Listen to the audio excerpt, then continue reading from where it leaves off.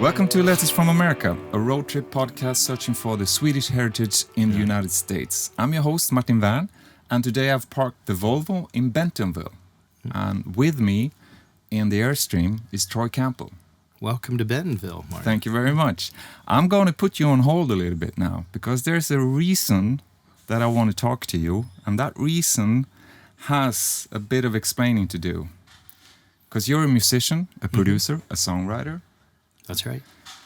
And if you just take a look, let's say the Billboard, and you look at the Swedish artists on that, put aside the songwriters, just the artist, you will find, well, you can start out with the Blue Swede group, the first ever Swedish band that ended up on the top position with the Hugga Chaka song. Hugga, Hugga, Hugga. That's right.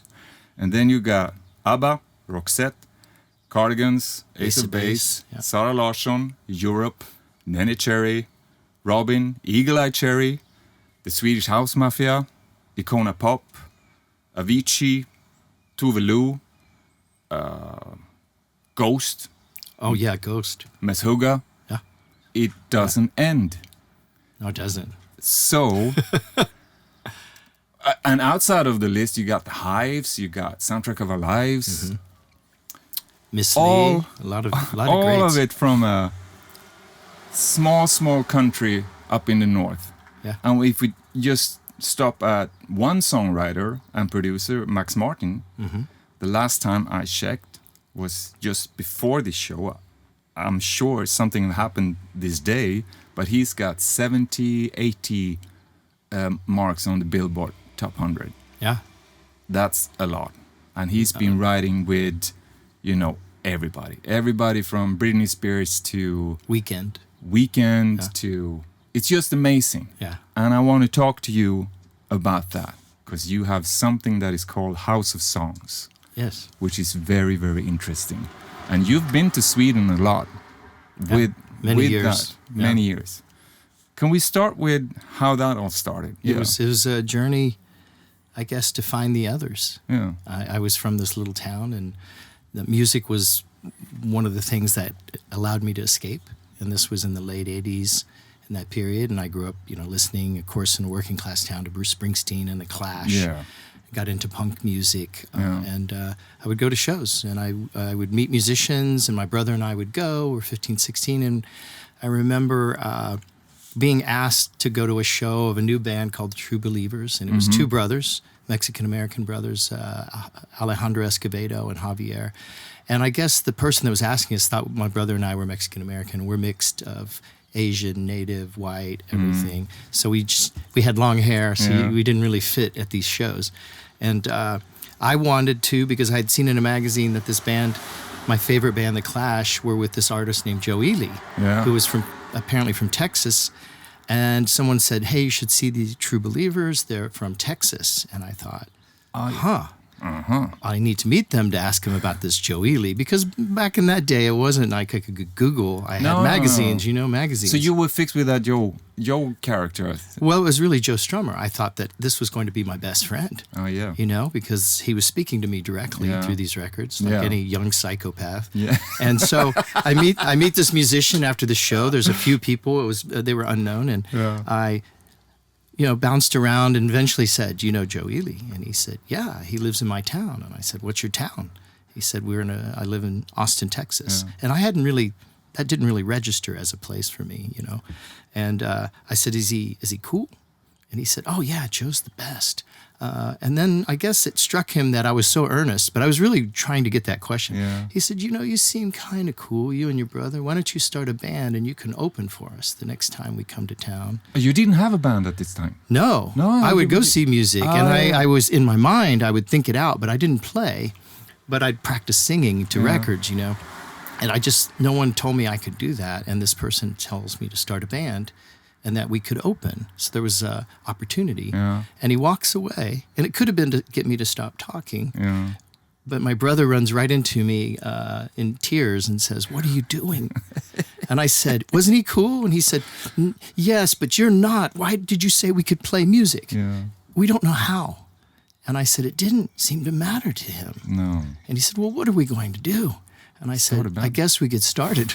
And maybe 18 months, 2 years later, we are opening for him because I got determined. I became the singer, and I could convince others to play with me, and I didn't need much, but they took the lid off, right? It happened. I did it. We had 7 songs, but we opened. But by then I had played a few little shows, and he was so That's surprised. just amazing. Well, he was so surprised. I remember him facing me off saying, so why do you want to be the coolest guy in Dayton, Ohio for? And he, that's sarcasm, but I didn't understand that. No. And I said, I don't know, but I got a cool girlfriend now. And he said, oh, no. You need to come down to Austin, learn to write more songs, and get your butt But kicked. that's like And he invited me to Austin. like a involuntary mentor in a way that just sort of puts the finger on a thing for a young kid. You need to. Apparently, do he did this to a lot of people. Like Ryan Adams has the same story with him, and several other really? people's. Yeah. Yeah. And as my brother walks up behind me again, I said yes. And a your brother year or just, so later, after "What's touring, going we're in Austin, Texas, and my whole life changed after that. So you moved It was a it. school, yeah. In '89, as a kid. And it was a very broke town, but there was this music scene. And I just said, I could be whatever I want here. And within 3 years, that's when Bruce Springsteen discovered my band and got a record deal and it never stopped. But it was my endless desire to see the world. Because that is really sort of what we know about you. Your career took a turn when you got Springsteen supporting you in your way. Yeah. That the work that you did was supported by him, and then it just exploded. Yeah, and it was overnight. But most of it was we had been working nonstop to try to become something or develop, The jump in a career Yeah. is always seen as the first step for those people who doesn't see the work behind it. Oh, there's a lot of running to get to that There's jump. a lot of running, and there's a lot of falling, and there's a lot of things. But we see the jump. You mentioned a poor town or a town that really didn't have much. What do you think? Because there's a pattern there that, at least in my mind, you can see this cultural event or musical band coming from poor towns or industrial towns or towns that are, can you say, forgotten in a way? That Absolutely. Lost towns. Yeah. Why do you think that is? I think because you're trying to be something beyond your own means and you have very few choices. Yeah. So you either are going to work at the factory, which was a choice I had, join the military, see the world, or create a band and just kind of sloppily get out there amongst the others. And struggle. And I call it meet the others, the people that are thinking like you, because I would just think constantly that I can't be crazy. Yeah, but that leads. This is where I belong. That leads into the House of Songs. Oh yeah, because that has your personality written all over it. But for me, but how did that start? The House of Song. So I'll give you that. After my band was touring a lot in Europe and working, I took a break and was starting to make a solo record in the late '90s. And then I was in New Orleans once again. That's where I met Springsteen, playing one of these music conferences that my late manager insisted I go to, and it was like a songwriter thing. And I said, well, I'm not a folkie. I play and jump around. Yeah. And she said, You're it was a punk man. And the person who started it was one of the founders of South by Southwest, Louis J. Myers. And he had been really good to me and helped me in my career. She said, it's Louis's and you're going to go because he's been good to you and you're going to support his project. So I flew in, and on the last night, there was a big show and I was going to perform 3 or 4 songs. And there were 600 or 700 people in this club, but it was all industry, and they were all with their backs to the artist that was performing in front of me, and they're so loud and they're not listening. And she's just trying to sing this folk song or whatever. And I say to myself out loud, shit, I came all the way from Austin to this again. And behind me, there's someone in the dressing room trying to tune because they can't hear. And there's a blonde guy, and he says, well, what are you going to do, man? I said, where are you from? That's a crazy accent, man. He said, I come from a little place called Denmark. I have no idea why I'm here. And I felt bad for him because I was whining about coming from Austin to New Orleans.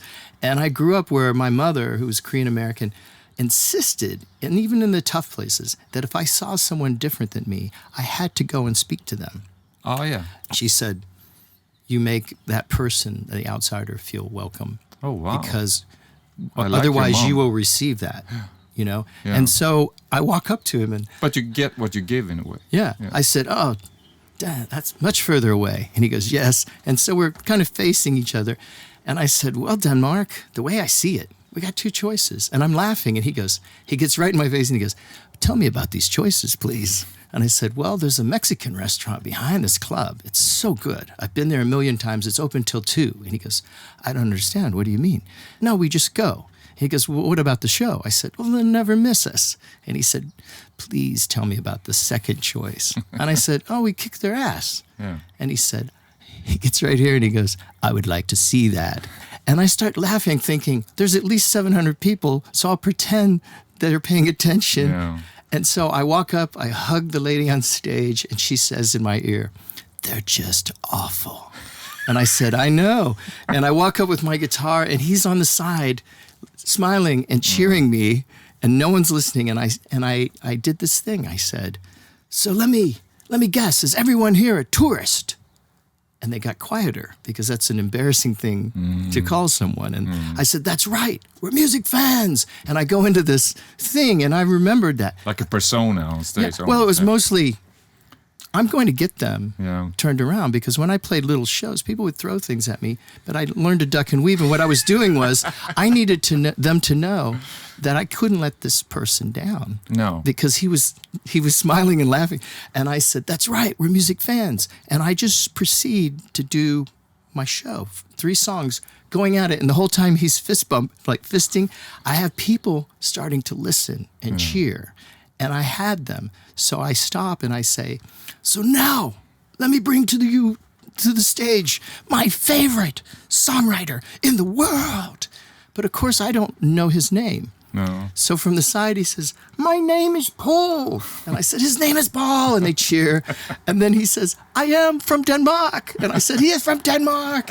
And as he walks on the stage, we high five like old friends. Yeah. And all I can think as I walk off the stage is, I really hope it's good. That's what I said. God, I hope. I just really oversold him. He gets up and he kills. Oh, yeah. He's so good. And I'm thinking, oh my God, he's so good. And at the end, we all do a bow, and this is, 1 a.m. Yeah. We have the crowd going, and they end it good. And he looks at me and he says, you and me should be writing songs. Yeah. And I said, well, I don't really know how to co-write. I don't know how to do that. I don't do that. And he said, no, it's obvious. Your voice, my voice, we should be writing songs. Yeah. And I said, well, maybe it's obvious to you, but I'm leaving tomorrow at 10 a.m. It's 1. And but give me your number, and the next time you're in America, maybe I'll have worked on that, because I wrote all my own songs. Yeah. And as I leave, a big guy outside the door, I'm holding my guitar, my things to try to make it to the hotel, grabs me from behind, turns me around, and he's big, and I look at him and I think, oh great, now I'm getting mugged as a part of my trip.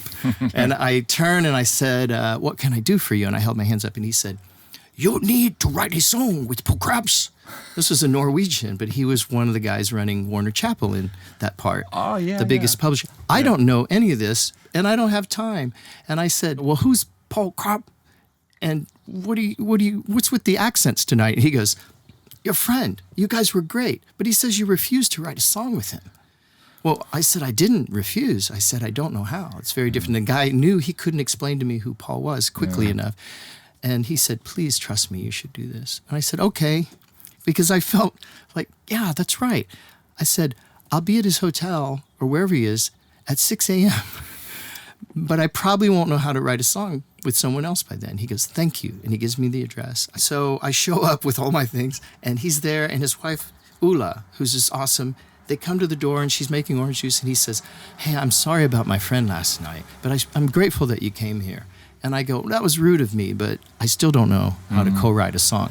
And I sit with him, and I remember the first thing he said was, well, Troy, my English isn't very good.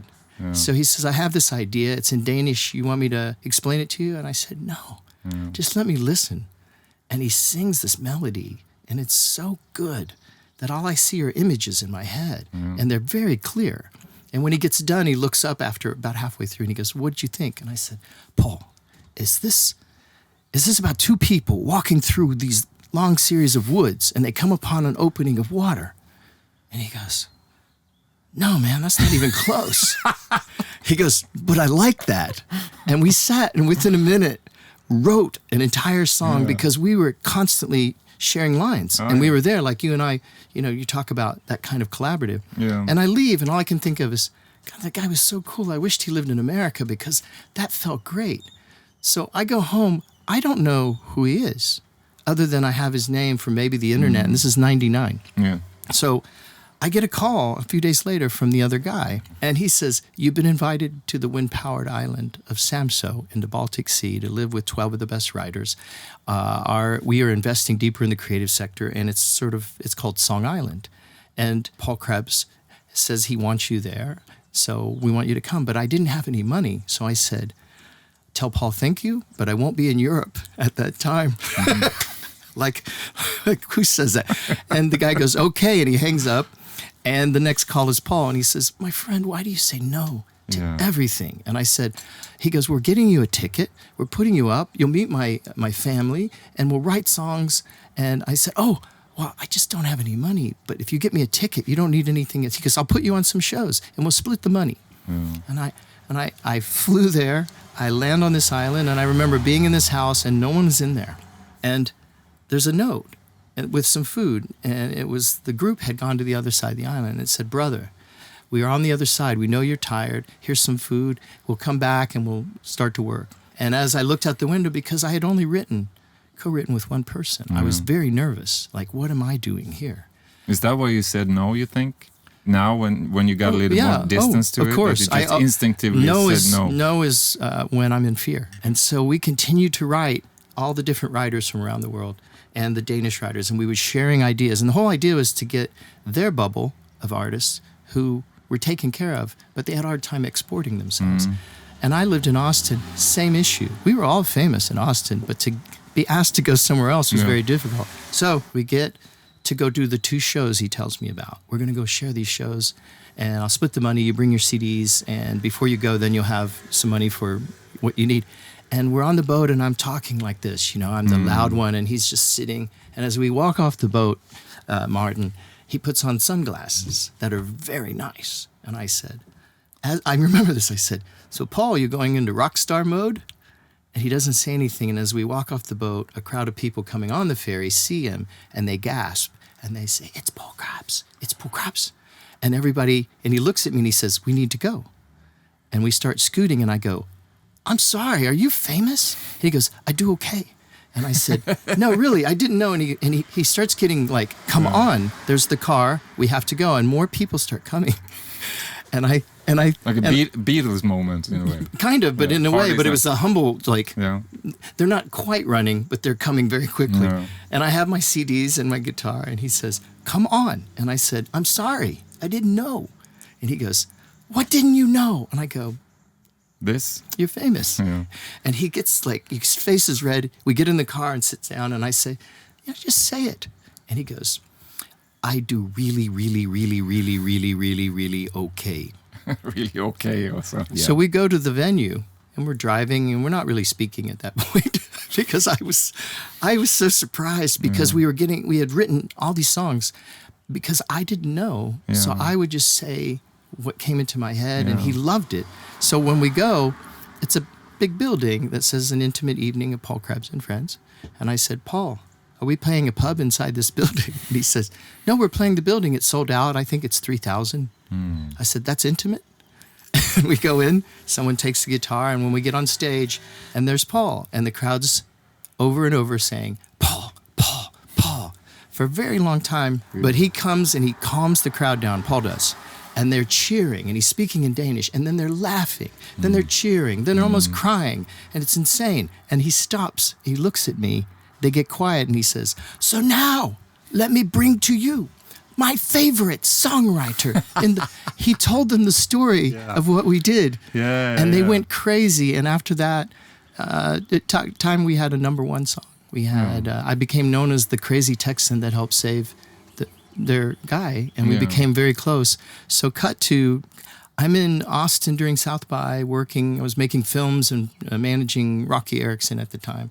And 3 guys in suits come up to me and they say, we're working with the music unions of Denmark. Your friend, we're going to invest deeper in the creative sector in 2009.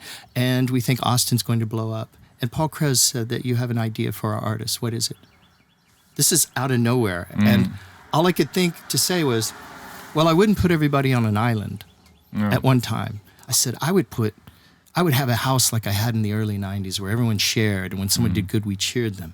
And I want your artists to write a letter of why they would want to come to Austin, of all places, Texas. It was very not cool then.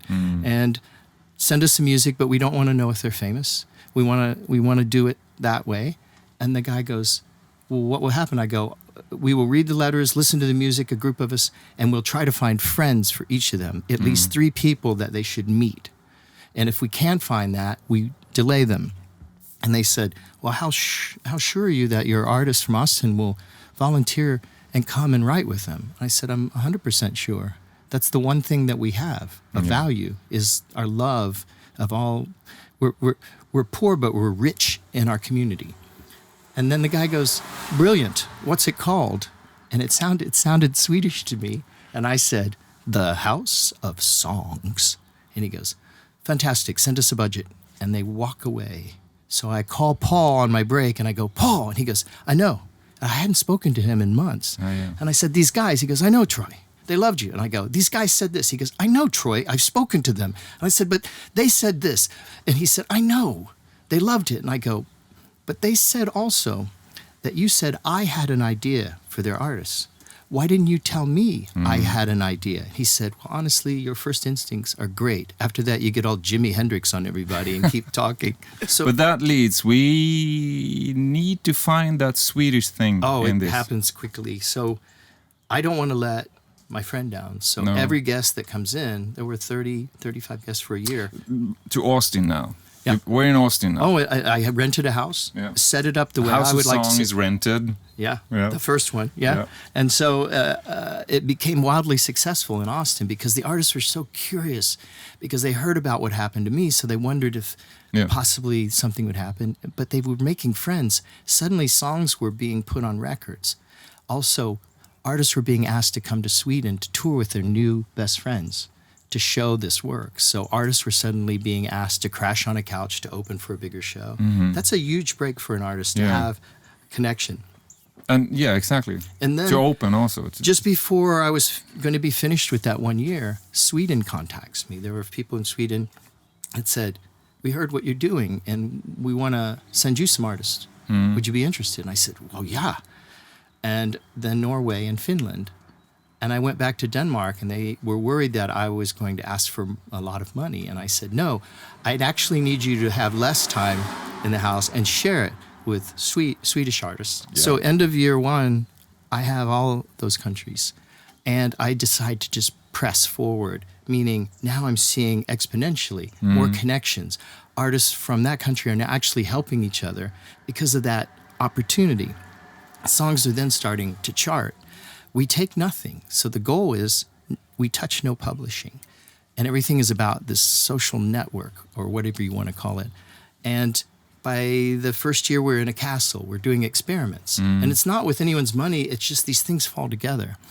And by the third year, we are then with about a dozen countries, including Africa. So people would find us out. I wasn't really actively pursuing, but artists would tell artists from Canada and other places. So I started creating experiments where I could, for a week, bring artists together, create sort of this summit, and then create a show based on the collaboratives to perform at South by or at Spot Festival and different places and start filming it, because my theory was if you could see a song being made somehow, it seemed less disposable to you. 2014, you and I agree. Yeah. That was a rough year. And it leads me back to this long intro of these artists, this Swedish... Non-stop.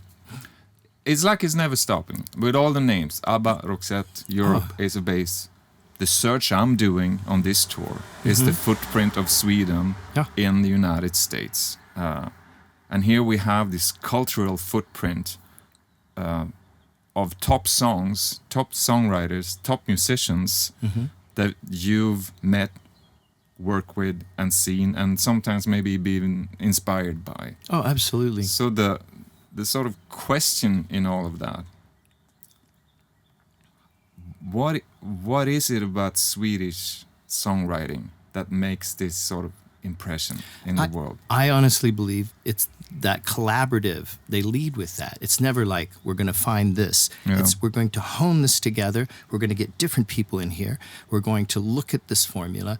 But that's from years. So that great book about Sweden and the Swedish music explosion, uses the analogy of Bjorn Borg. Yeah. So the person said, when Bjorn Borg came out and blew up, everyone thought everyone in Sweden was an incredible tennis player. That was not true. No. But the moment he did, every kid in Sweden had aspiration. Yeah. And people saw that as an export. So the munis and everyone were investing. Just like with music, there was always the care for the voice in the music. So the proper training, the understanding of how to do things, the conservatory training was all there. So the tools were there in a way. It just needed to be a little the work forward. ethic and the drive to create something exportable. Yeah. But also, they didn't just try to do it in Swedish. It was, what do we do to reach as many people as we can with truthful music? So when you see folks like Mads Martson and other producers, there are people on down that were learning from that. Yeah. And it opens the door. It's hard work, but it wasn't. And I was lucky enough to get to spend time with Per Sundin, who discovered Avicii and ran, I think, Sony. Yep. And I got to help him in Austin and show him around. I got to learn, and part of it was having that ethic of, well. Do you think there's a different ethic in that creative or the production process? In the places that do that. So if you want to look in America at Motown, Stax. So there was nothing there except cars. But they had a work ethic that we must try to be the best. We will train each other. We will work. South Korea is similar. And when we were working in Stockholm on the show, that was the question. And, at Pop, they said, basically they were looking at soul and what they were doing, but they were creating with that. So they knew that the hits would be there, but they want Swedish to play a big role in that, and Sweden does. And so when we went to Seoul to film, we could feel that sense of each city is looking at another place. Yeah. And it's not copying, it's aspiration. Yeah. So from a kid to a city, aspiration can drive an entire culture.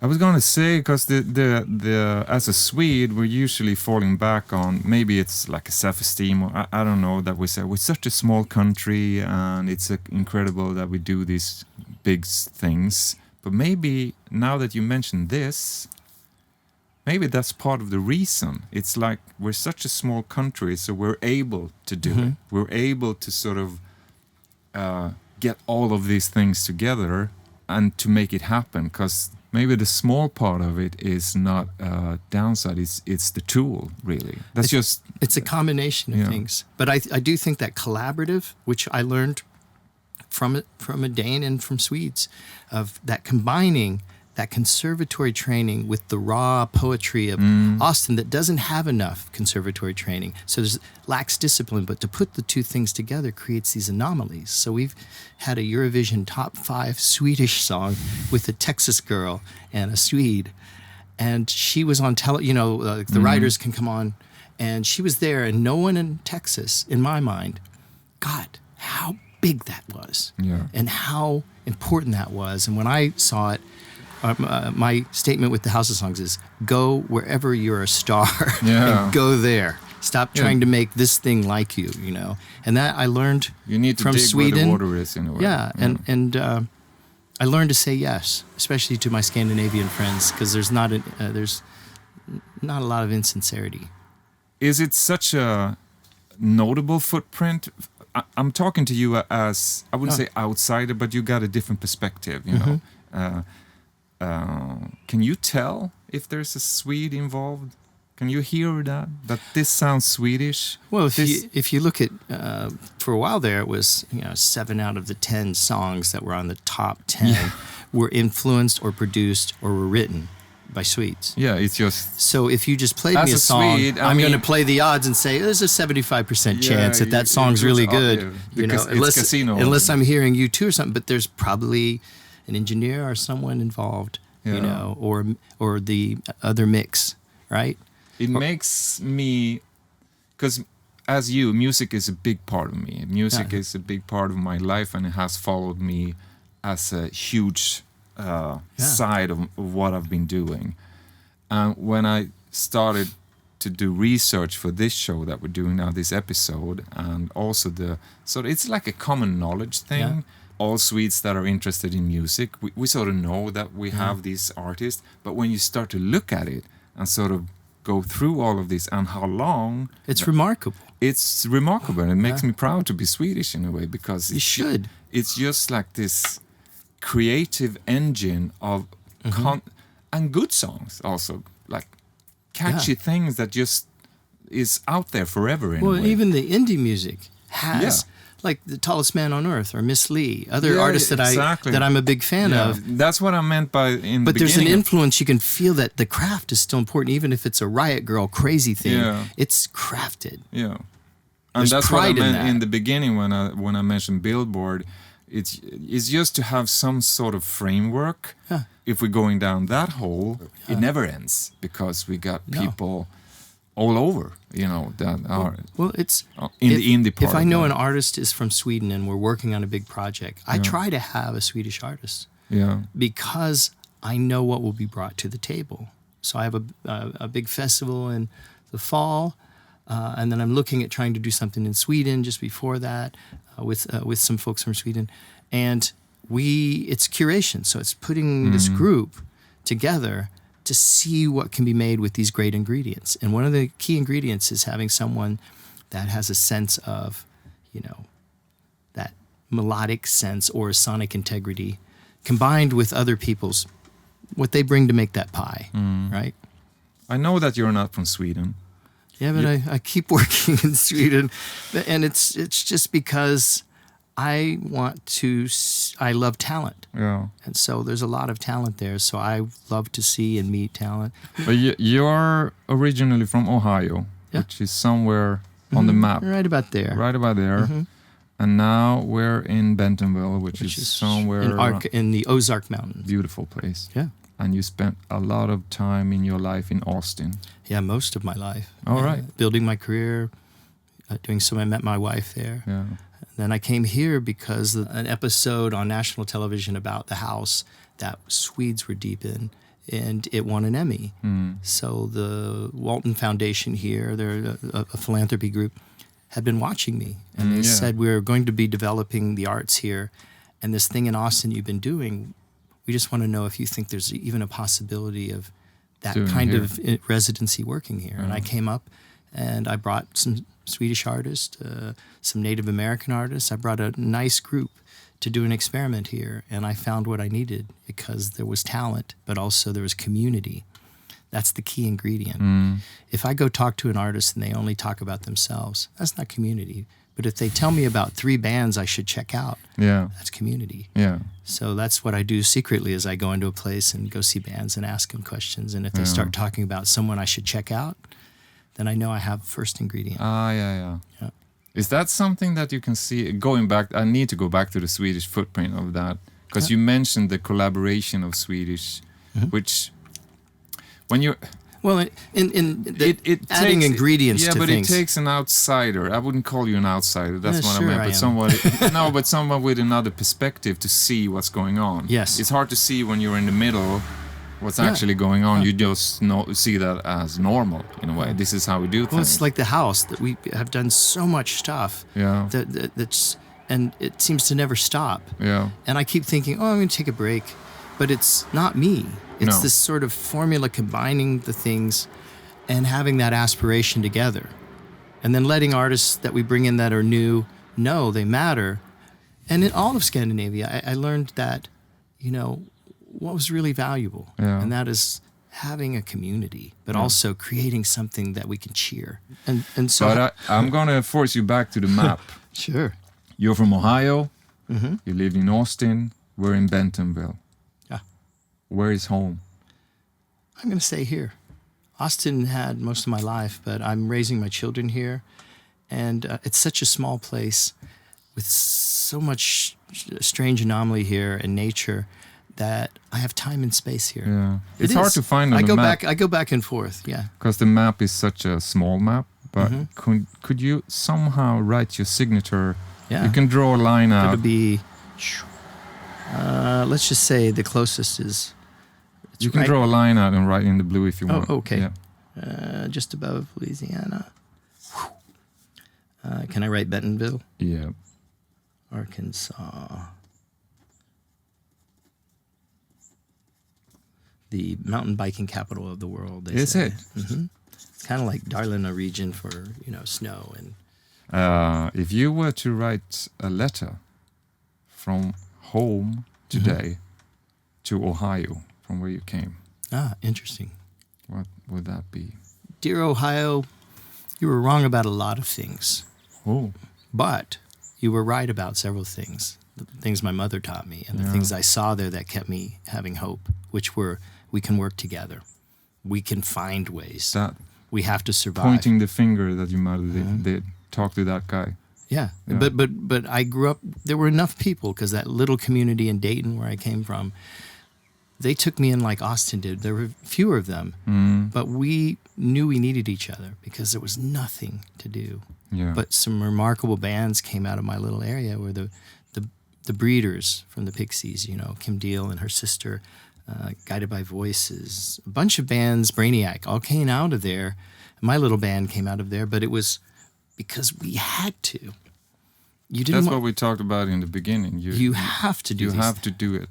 Yeah, or don't do it, because everything's against you to be a musician, because that's when you're not affluent. Because if you're a kid and your parents have money, then they're like, oh, look at him, let's put him in classes. Yeah. When you're poor, it's, that's that thing they do. That's why on a final note, that's why I see similarities by young musicians struggling in with a punk band or whatever to stand-up comedy. Oh, I've always been fascinated by Yeah, that but stuff. because it's similar, you go out and you play a 3-person crowd and you bomb, and the next day you do it again. Yeah. And it's the same for a young struggling musician. You just do it. You do it despite that. Yeah, you just do it. Because it's like when people say, well, we don't have enough money to have kids. Well, that's not why you do it. Yeah. The math does not add up. Exactly. My brother taught me that. It never adds up. Because we were waiting for the perfect time. Yeah. He said, don't do the math. The math doesn't add up. You don't do it for that reason. No. It never will add up. Exactly. It will never add up. And I think you said something earlier I really liked, which was, I got to stop trying to prove myself. Yeah. Because I have climbed mountains. Yeah. Whether I know it or not, or whether you see it. And I have to remember there were things that were impossible. But somehow I'm relaxed in a room doing the impossible, seeking the impossible to find the remarkable. Yeah. Right? Exactly. And that's, I meet you because Her Royal Highness and Her Excellency from Sweden come visit our little house in Austin because, several people in Sweden said that's the connector in Austin during your visit and you should go there. To go from the little island, if you think about the way Denmark, I think, to go to what I could construe as the capital of Scandinavia with Her Royal Highness, Crown Princess Victoria, asking questions and musicians playing for her in a little house. I said, this is where we meet. Yeah. Because, of course, Sweden always has interest in truthfulness and connection. So, and that's part of what I said to the group that were there was, don't give up on America. No. We love you. And it's an honor and privilege to be friends with Sweden. I have to stop you there because I could talk to you for like 2 hours more, but it's been a pleasure to have you here in the trailer. I really appreciate that you took the time and the creative part that we sort of share with music.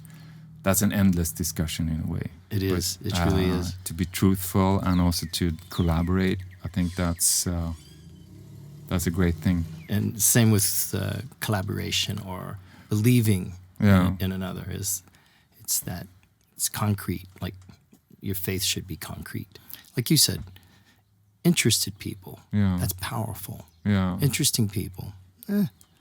It's all over Instagram. Yeah. Is it really that interesting? That's a good thing. Thank you, Troy.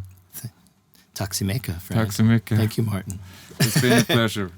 You have listened to Letters from America, a weekly road trip podcast celebrating the Swedish heritage in the United States. Produced in collaboration with the Embassy of Sweden in Washington, D.C., Volvo Cars USA, Volvo Trucks USA, and Airstream.